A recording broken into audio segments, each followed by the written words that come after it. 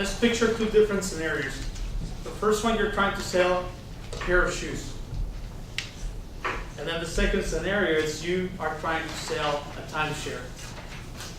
Quite a difference, especially on the price of the ticket item.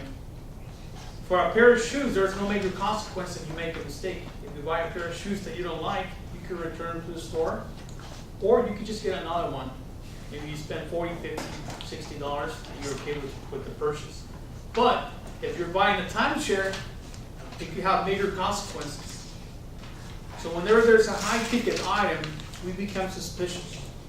We become suspicious of the person that is trying to sell us something. So project number 2 of this manual is giving us information on some of the techniques that we could utilize whenever we make a phone call and try to sell a high ticket item. It's important for us to always take a risk, but then follow these different steps. So the first one is to be honest.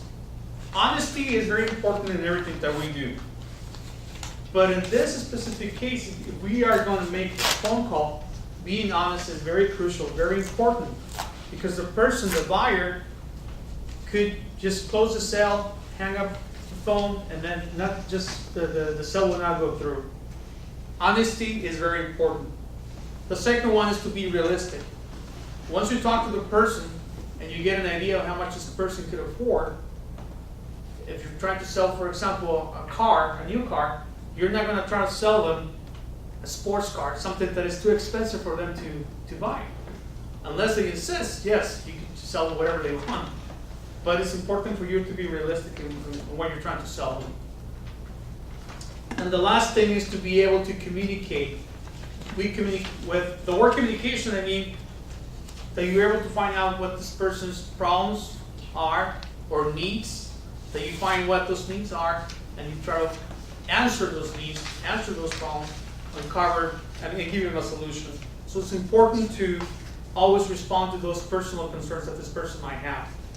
So as a quick summary, it's important to be honest, be realistic, and be able to communicate pretty well in order to make a sale. That's basically it. That's all the advice that the manual is giving us. I think everything else has to be is based on the rapport that you can establish, and you having to focus on the buyer, and that's you as the seller. You don't have to think, oh, this is another sale that I can make. It's going to help me meet my quota, and I'm going to earn this much money. That could be your reality. Yes, you have to eat, but the important thing is that you have to concentrate on the actual buyer, on the buyers of the needs of the buyer.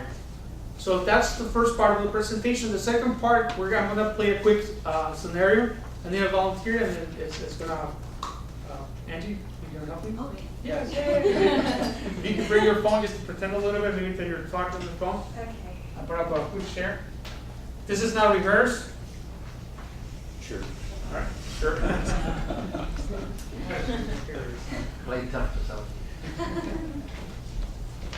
We're going to be facing you, our audience. Okay. Now, when I make a phone call, I have the advantage to look at my notes as far as some of the highlights of what I'm selling. Think about this conversation that is going on. Where's my phone? Oh, it's important. All right. I'll pretend I have a phone.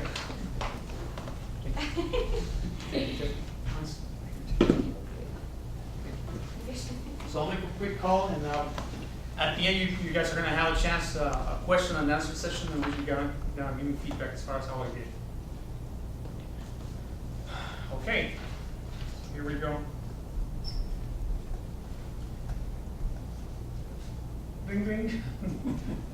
Hello. Yes, hi, this is Juan Gaxula from Disney Vacation Club. How are you? I'm fine, thank you. How are you? I'm doing great. I noticed that you've been attending Disneyland lately. I saw that you purchased 2 of the yearly passes for the last 2 years. So thank you for that. Yes, I did. Thank you. Yes, and I have something that I could offer you that will help you enjoy your experience a little more. If you have a couple minutes. Just a couple minutes because I'm running out to a meeting right now. Okay, no problem. Let me ask you something before we start. Do you have any kids? I do. I have a daughter. Okay, okay. So how often do you go to Disneyland? Oh, we try to go a couple times a year. Okay, minimum. okay. Well, we have something that is gonna help you maximize your experience in Disneyland. Being part of a Disney Vacation Club, you're able to enjoy the resorts that we have at the park. Have you ever been to the Grand California Hotel? Yes, I have, the one in Anaheim. Correct, correct, Yes. the one in Anaheim. Mhm. Yes. As you could notice, that's between the two parks and it's very convenient. Everybody that stays at that specific hotel, they get a chance to enjoy the parks in a great way. One of the advantages, if I may, I could tell you that once you stay at one of the resorts, some of the Disney resorts, you're able to go in at 7 o'clock in the morning, not at 8 o'clock like the rest of the public. So that's a great advantage. And I can probably tell you from I'm sorry, I shouldn't be looking at you. From personal experience, some of the things that could help us a lot is, as a family, to enjoy the experience are to just wake up in the morning at 7 o'clock, go to the park, enjoy the early morning before everybody else comes in. We take a little break, go eat, come back, and they even enjoy the fireworks, and the whole family is awake. Is because of the fact that we're pretty close, and we stay at the hotel. Mhm. Okay, Okay. in my family, we stay at the hotel to celebrate birthdays, New Year's, Christmas, any of the major holidays. And some of the experiences that you can enjoy at this specific hotel are the swimming pool, the sauna. Every room has a kitchen and a fridge. And you can bring extra family members because there's extra beds. Okay. All right, so I would like to invite you to take a tour of the hotel. And for that, you mentioned that you have another family member, just so that when you go to the hotel, when you go to the resort, how often, how many people go with you? It's anywhere from 3 to 5 people. 3 to 5, okay. I'm gonna give you 15 fast passes. Are you familiar with fast pass? Yes, I am. Okay, so I'll give you 15 for free if you're able to just go take a quick tour of the hotel. And just to give you more information, this specific hotel, if you happen to join as part of the Grand California, or the Disney Vacation Club, you get a chance to stay at the other resorts around the world. For example, Disney World, or even the new one that we opened in Hawaii. So it's a great experience. You'll be able to manage it pretty well. And there's different levels, different prices. So what is the cost to me? That's a very important question. That's the most critical one. Right now, there's a promotion that we have. There's different levels of points that you could buy. Everything's based on points, and it's also based on the season, high season, low season. So to give you an example, if you happen to buy 200 points, each point is worth $100. So you're looking into a $20,000 purchase for a timeshare that you could utilize for the next 30 years. And you could divide the points, you could accumulate them, and you could save them. But in reality, it's a great experience. What has happened to me and my family, it has helped me to organize my vacations a little bit better. There's always been times in which I could say, I want to do this, I want to take my family, this is the plan, before you know it, something else comes up and I don't take advantage of it. Now, once you have this, you could enjoy the resorts, the Disney resorts, or you could use those points to even go on the Disney cruises around the world, or some of the other local hotels. So if you're interested, what I could probably do, Angie, that's her name, right? Yes, that's my name. Angie.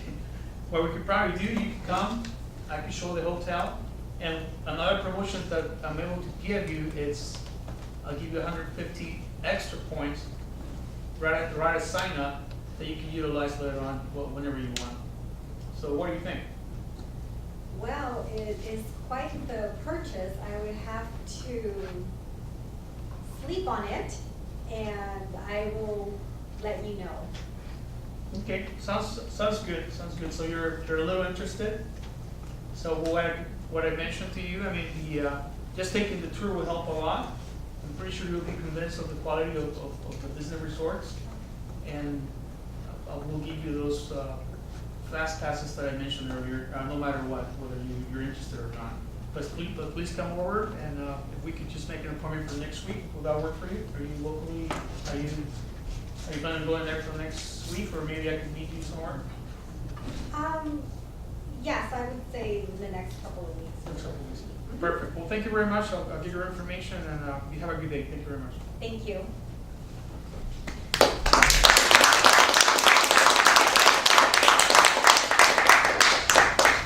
One of the things that I found out after doing this exercise is that I'm not a great salesperson. But it requires a lot of practice. It requires knowing your product, and it's quite challenging. But it's a great start by doing this project specifically. I think it gives you a better perspective of some of the things that you could practice. So now it's open. This is an open table for questions and answers from the audience. What do you guys think? We speak about the presentation? Yes. Obviously, we get called all the time, people, companies wanting to sell us something. And I'm not as nice as Angie was sometimes. So how do you deal with someone that is not so nice? You talk to them and they're all just grumpy and stuff. How do you loosen them up? I think it's part of the sales process in which you're going to face rejection. But the important thing is to try to find the person's ear as far as what type of disposition they have. They might be in the middle of dinner when they call me in a meeting. Is hey, call me later. This and that, different things could happen. But not every phone call will be successful. That's something that the manual does not mention, but I'm glad you brought it up. So the way I will handle rejections, I try to maybe make another phone call or try to focus again, read the whole thing again, and just make another phone call and then just keep trying. Anybody else? All right. Yes. How do you determine what promotions you're able to offer a customer? The promotions are already established, and actually to open up a little more, I do have a Disney Vacation Club membership. So I fell a victim of a sales person. It was not a phone call, but I try to utilize this as a good example. But the way that person convinced me to go ahead with the purchase was how he presented himself. So I think that was very important, how you present yourself, because many times you buy personality, whoever trying to sell you something, not necessarily what they say. Well, thank you very much. I think I'm running out of time. Well, thank you very much for hearing my presentation tonight. And I'll be back for